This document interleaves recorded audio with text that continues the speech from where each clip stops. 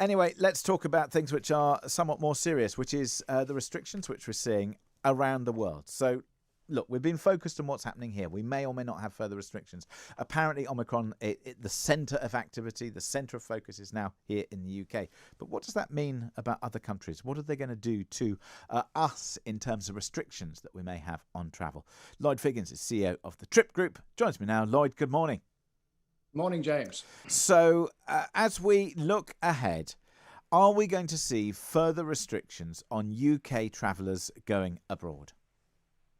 I think that the news that's come out of Israel today, where it's stopping travel between Israel and the United States, is just an indication that things probably are going to get a little bit worse before they get better. And I do think that the travel industry at the moment could be forgiving that it has been abandoned on a rock island, bar the fact that we can, in fact, still travel.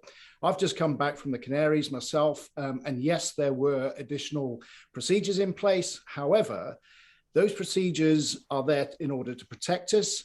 They're doing that pretty effectively from what I can see. So I do think that there will still be the opportunity to travel. You'll just have to select your destination quite carefully. So just summarising where there are restrictions. So the Netherlands has entered a rather severe lockdown. We've had protests in Brussels, and Belgium about their particular lockdown measures, but also we've seen changes in France and Germany. So just focusing on Europe for a moment, what are the things that we need to know in terms of rules that have changed? Okay, so the rules that have changed have come in quite quickly, and this is perhaps the thing that people need to pay the most attention to, is the fact that these things are quite literally changing overnight. France was a case in point, Germany, as you mentioned, a case in point. And it wouldn't surprise me if we do see more of these until they can get to the bottom of the Omicron variant and what's happening there. But also bear in mind, the last time I was on this show, they were saying that they would have more answers, they'd know more about Omicron in 3 weeks' time. That was over 4 weeks ago. So we've got to start looking at what we are doing right now. And some of those things would be, what are the procedures in place locally? I was tested before I got on a flight back to the UK. That was just an antigen test. And then the 2-day PCR test when I got back. Things that people need to know is make sure you book your PCR, your day 2 PCR test early. Don't leave it until just before you're coming back. Yeah. Because there are delays on these things. Well, certainly, and yeah, I think I looked at we're actually out of stock of those tests. Yeah, no, you're absolutely right. Having just come back from the Caribbean, as I did just 10 days ago or so, it was relatively easy, but you need to book those tests well in advance. You can get them, you can take them with you. You then have to get the test the other side so that you can have a negative PCR or antigen test before you get on the plane. So there are these measures in place. But do you think, though, that these recent freedoms that we've found where we have been able to travel, go on holiday, certainly some places, are perhaps going to sort of come in? I mean, we've got ski resorts, which on the face of it, you might think, okay, well, it's all outdoors. But then you've got all the socialising and the fun of the restaurants, everything else. Perhaps we're going to see further restrictions. Yeah, but this is why the government and governments around the world have got to take a much more risk management focus on this. Because if we look at a tried and tested risk management system, is where we look at frequency, severity, and impact. And if we were to have a look at Omicron as an example, the frequency is high. We acknowledge that.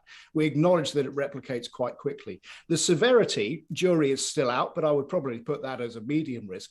But the impact, and this is the key thing, the impact, as we're seeing it at the moment, and we're seeing it in places like South Africa, who have had it for longer, is actually low. So if we were to have a look at the frequency, severity, and impact model, I would say we're probably looking at a medium risk here as opposed to a high risk.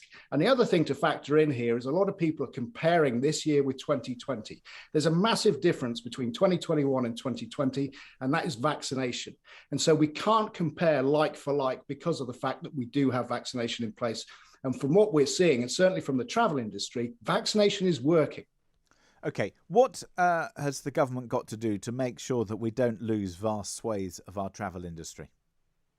Well, I think putting the testing in place was a good safety net. I would say that the test before you get on the aircraft to head back to the UK is probably negligible in its efficacy. If we take New Zealand, it's had its borders closed for nearly 2 years. They're now starting to let people in. They've got 4 cases of Omicron in New Zealand at the moment.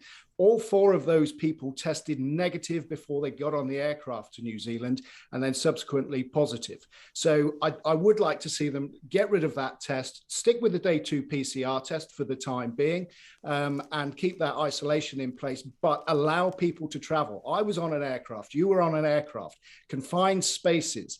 You know, even Anthony Fauci said overnight in the United States about people traveling in the US that if you are vaccinated, if you're wearing your mask, and you take sensible precautions, you'll probably be okay. And I would echo that. And I think it's about time that government started listening to that advice. Just finally to you, Lloyd, looking ahead, the government has a very difficult set of decisions that they're probably going to have to take over the next 24, 48 hours. Rishi Sunak is one of the at least 10 cabinet ministers who are resisting calls by scientific advisors for new coronavirus restrictions. Would you be pushing for more restrictions to slow the spread, or would you be holding off? Look, it's a rocky point, and the government has very difficult decisions to make, but we have to look at the evidence. They talk about the data, they talk about these numbers, but they're not actually looking at the figures of hospitalizations and deaths. And what they're not really advertising or putting out there is what underlying health conditions those who have died. Did they die of Omicron, or did they have Omicron when they died? There's a massive difference between those two things. And so therefore, until they've got those answers, I think that they should hold back on the restrictions until we have more evidence. And I think that they'll find that based on what we're seeing in South Africa is that the need for restrictions is probably overkill if they put additional restrictions in place at the moment. Lloyd, thank you so much for joining us this morning. That's Lloyd Figgins, CEO of the TRIP Group, which stands for Travel Risk and Incident Prevention. So giving us his thoughts on those travel incidents.